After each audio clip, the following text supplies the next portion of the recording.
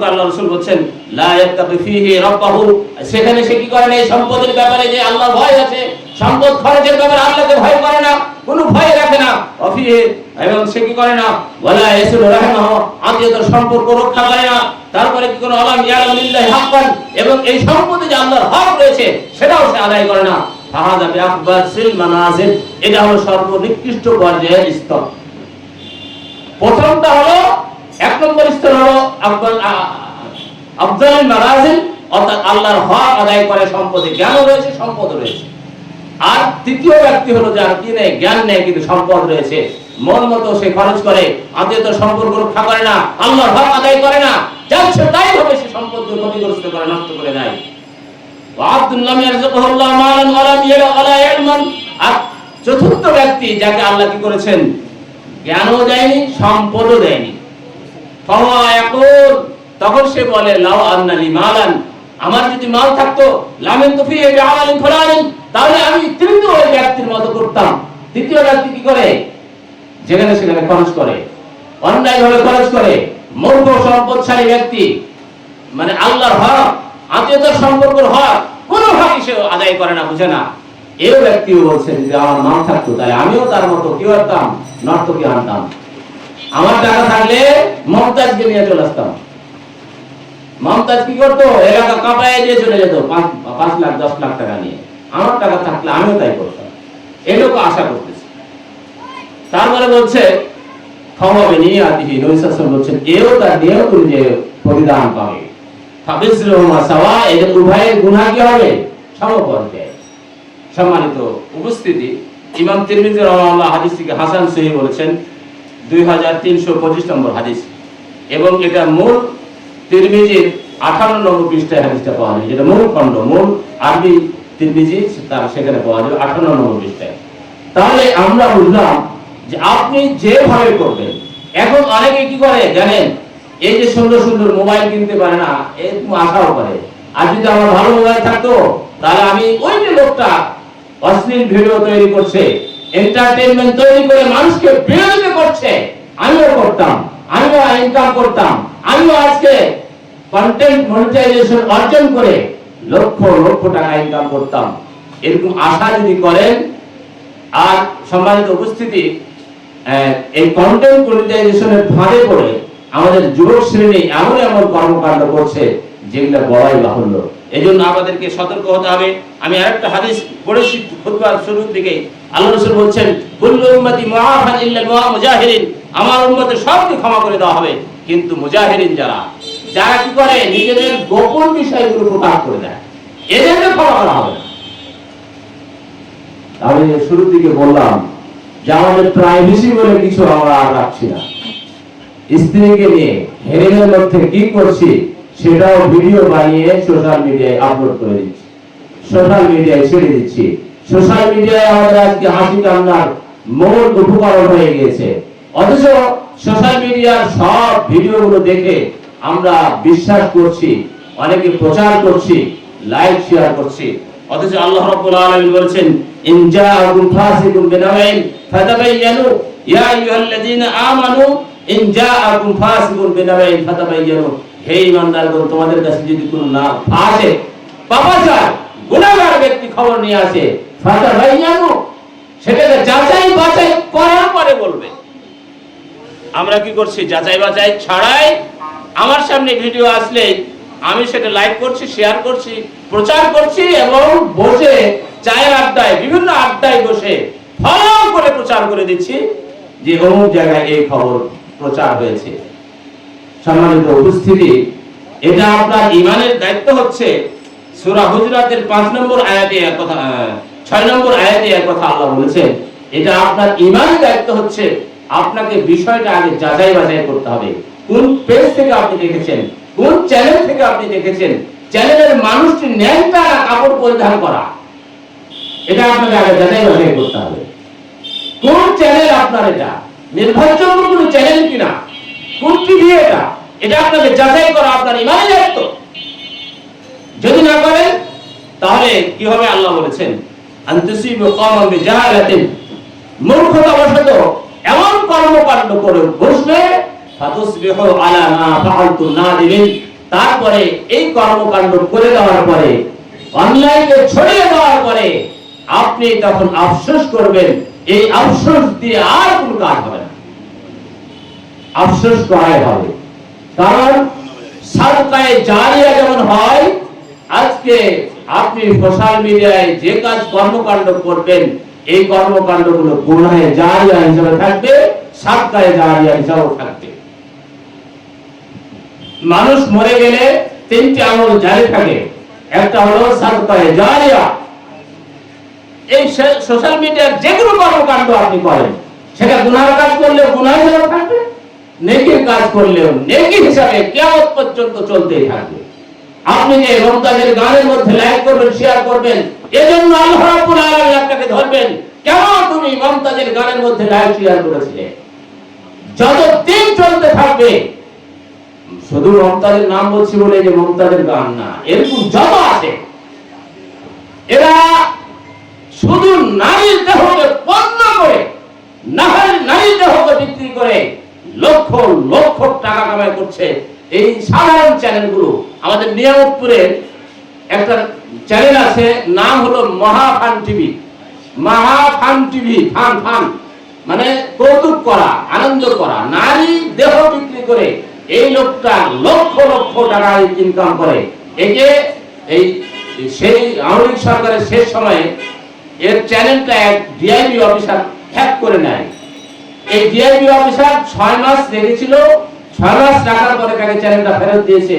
এই 6 মাসে DIB officer প্রায় 84 লক্ষ টাকা ইনকাম করেছে এই 6 মাসে। চলমান ছিল না সে সময়, কোনো ভিডিও আপলোড হচ্ছিল না, পুরাতন গুলো দিয়েই। তাহলে পাগল হবে না তো কি হবে, দেহ বিক্রি করবে না তো কি করবে। আমি সেগুলো দেখে তাদেরকে সহযোগিতা করছি। আমরা এগুলোই দেখি। আপনি যখন বসবেন রাস্তাঘাটে, ছেলেপেলে যে মোবাইল চালায় দেখবেন, তাদের মোবাইল থেকে শুধু হি হি হা হা হু এ ধরনের হাদিস কথা ছাড়া অন্য কিছু পাবেন না। এগুলোর লাগাম আপনাদেরকে আমাদেরকে টেনে ধরতে হবে, লাগামকে পাকিয়ে ধরতে হবে। এটা আপনাদের আমাদের প্রতি সমাজের প্রতিটি মানুষের দায়িত্ব। যদি আপনি যদি আপনি কোন অন্যায় দেখেন, তাহলে আপনার ইমানি দায়িত্ব হচ্ছে হাত দিয়ে বাধা দিতে হবে। যদি না পারেন তবে লিসানিহি, মুখ দিয়ে বলতে হবে। যদি তাও না পারেন তবে কলবিহি, তাহলে আপনাকে অন্তর দিয়ে সেটার পরিবেশ তৈরি করতে হবে। এখানে আমরা এই তবে কলবিহির জায়গায় মনে মনে ঘৃণা করতে হবে এই কথা তর্জমা করি, কিন্তু এখানে ঘৃণা করার কোনো শব্দ নেই। তবে কলবিহি বলেছেন রাসূল, অন্তরে করতে হবে। অন্তর দিয়ে হতে পারে অনেক সময় পরিবেশ তৈরি করা। গোপনে গোপনে কিছু আলোচনা করলাম, 2-5 বন্ধু তৈরি করলাম, যাদেরকে নিয়ে ওই অন্যায় কাজটাকে প্রতিহত করার জন্য পরিবেশ তৈরি হবে, এটা বলতে পারি আমরা। শুধু দেখবো আর চলে যাব, দেখবো আর চলে যাব। আসলে মানবতা মুক্ত হয়ে পড়েছে। মানবতা বলে সমাজে আর কিছু নেই। মানবতা আজকে মাটির সাথে মিশে গিয়েছে। আমরা মানুষ রূপে অমানুষ হয়ে গিয়েছে সমাজটা। যে ঘটনার কথা সূত্রপাত দিয়ে আমি আলোচনা শুরু করেছিলাম, সেখানে বলেছি যে আজকে আমরা ব্যথিত, আমাদের হৃদয় চৌচির হয়ে গিয়েছে এই ঘটনার কারণে। কিন্তু আরেকটি কথা আপনাদেরকে স্মরণ করে দিতে চাই, আমরা সেখানে অনেক ছেলেপেলেগুলোকে দেখা যাচ্ছে পুরা শরীর নিয়ে মানুষের সামনে আসছে। একটা মানুষও একটা গাড়ি দাঁড় করিয়ে অথবা তাকে হাসপাতালে নেওয়ার ব্যবস্থা, গাড়ির কাছে গেলে গাড়িওয়ালা তাকে সহযোগিতা করা তো দূরে থাক, গাড়ি চালিয়ে চলে যাচ্ছে। এ হলো আমাদের মানবতা। আমি সৌদি আরবে দেখেছি যে সৌদি আরবে যদি আপনি রাস্তায় দাঁড়িয়ে থাকেন, সৌদিদের অভ্যাস হলো, আমরা সৌদি বিদ্বেষ আমাদের ন্যাচারে পরিণত হয়েছে। আমাদের সৌদিকে গাড়ি দিতে হবে, আমাদের অভ্যাসে পরিণত হয়েছে। সমাজের এক শ্রেণীর মানুষ শুধুই সৌদিকে গাড়ি দেওয়া নিয়ে তাদের কাজ কাম। সৌদি তাওহীদের দেশ, যেখানে তাওহীদ 100% বাস্তবায়িত রয়েছে। গোটা বিশ্বের কোথাও 100% 100% তাওহীদ প্রতিষ্ঠিত নেই। সৌদি আরবের একটা বাচ্চাও জানে আল্লাহ কোথায় আছে। সৌদি আরবের একটা 5 বছরের বাচ্চাও জানে আইন আল্লাহ, বলবে আল্লাহ ফিস সামা আর রহমানু আলাল আরশি তাওয়া। কিন্তু আমাদের দেশের বুড়ো বুড়ো মানুষরাও জানে না আল্লাহ কোথায় রয়েছে। আমাদের দেশের একটি ইসলামী দলের নেতা বলছে কয়েকদিন আগে যে আমি যখন আজান দিতে গেলাম তখন আমি আল্লাহর দিকে তাকালাম, আল্লাহর উপরের দিকে তাকিয়ে তারপরে বলছেন যে আমি তো জানি আল্লাহ সর্ব জায়গায় রয়েছে। নাউযুবিল্লাহ। ইসলামী বড় একটা ইসলামী দলের একজন বড় নেতা, আল্লাহ কি সর্ব জায়গায় রয়েছে? আপনারা তাই মনে করেন? আল্লাহর জ্ঞান আল্লাহ তোমাদের সামনে রয়েছে, তোমরা যেখানে হও না কেন, এটা জ্ঞানের দ্বারা হয়েছে। যদি আপনি মনে করেন যে আল্লাহ সর্বত্র বিরাজমান, তাহলে আল্লাহকে পায়খানায়, বাথরুমে, অশ্লীল জায়গায়, নোংরা জায়গায় হওয়াও কি হয়ে যাবে? আবশ্যক হয়ে যাবে। নাউযুবিল্লাহ, আস্তাগফিরুল্লাহ।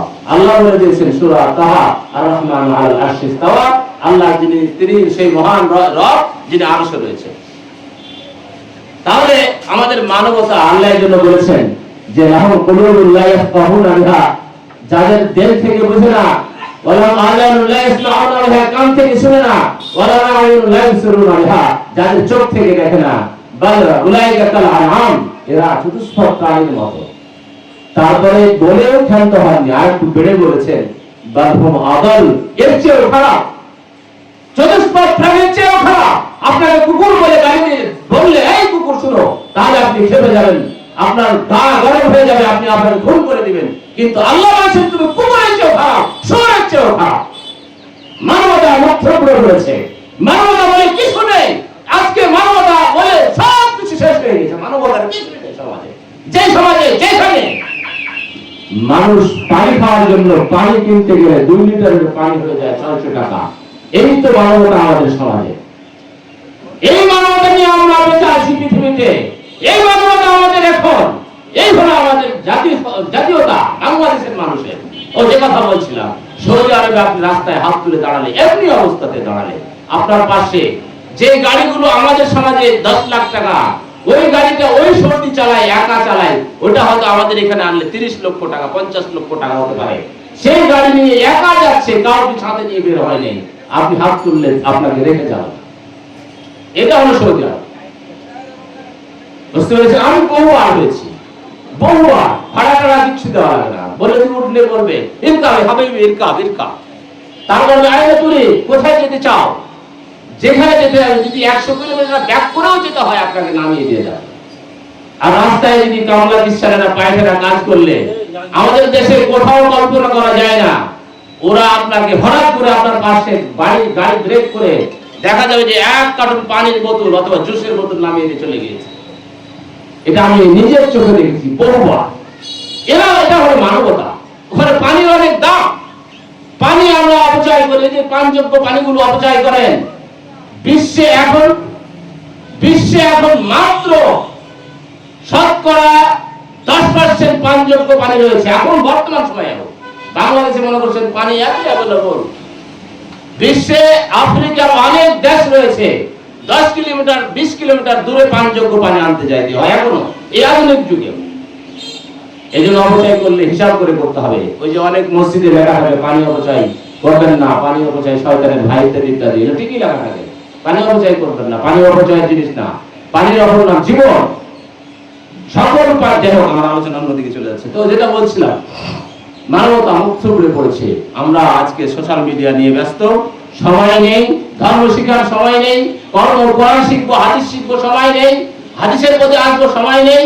বড় বড় কথা, ওই যে আজকে একটা শেখ আহমদুল্লাহর বক্তৃতা দেখলাম, বক্তৃতাটাতে উনি বলছেন, ছোট্ট একটা ক্লিপ, বলছে যে যেই মোবাইলে তুমি ইসলামী কথা, ইসলামী আলোচনা শেয়ার করো, প্রচার করো, কিন্তু নিজে আমল করো না, হতে পারে মোবাইলটা জান্নাতে যাবে কিন্তু তুমি জান্নাতে যাবে না। কথাটা সঠিক বলেছি কিনা? আমরাও বলতে চাই যাতে হয়তোবা খারাপ ভালোটা প্রচার করলেন, লাইক করলেন, এদিকটাও যেন না হয়। খারাপটা তো করবেনই না, এটা আমরা নিষেধ করার জন্য এসেছি। খারাপগুলো লাইক করবেন।